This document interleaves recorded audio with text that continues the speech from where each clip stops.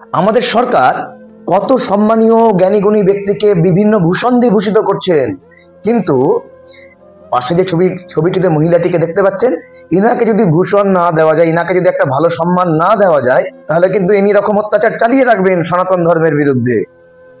অতএব সরকারের কাছে অনুরোধ, ইনাকে একটা ন্যাকাশ্রী ভূষণ দেন, ন্যাকাশ্রী ভূষণ দিয়ে ইনাকে ভূষিত করুন। এই মঙ্গলা মাকে দেখুন, ইনার ভিডিও কি করছেন দেখুন। কৃষ্ণকালী মা, তুমি সেবা করেছো মা? মা তুমি কোথায় মা? আমি তোমায় দেখতে পাচ্ছি না কেন মা?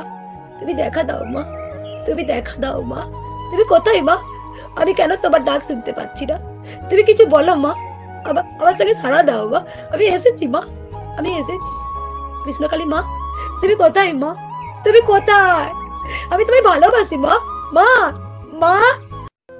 এই ভিডিওটি দেখার পর বলতে ইচ্ছা করছে, যা ভালো করেছো কালী, আর ভালোতে কাজ নাই, ভালোই ভালোই বিদায় দে মা, আলোয় আলোয় চলে যায়। কি আর বলবো, মানুষ ভক্তি করার জন্য মন্দিরে গিয়ে মায়ের সামনে বসে, ইনি একটা ক্যামেরা অন করে সোশ্যাল মিডিয়াকে দেখাবে বলে যার ভক্তিভাব প্রকাশ করছেন। এইভাবে ভক্তি হয় না, এবং আপনারা বেশি করে শেয়ার করুন, ইনি কতটা ভণ্ডতা প্রমাণ হয়ে যাবে।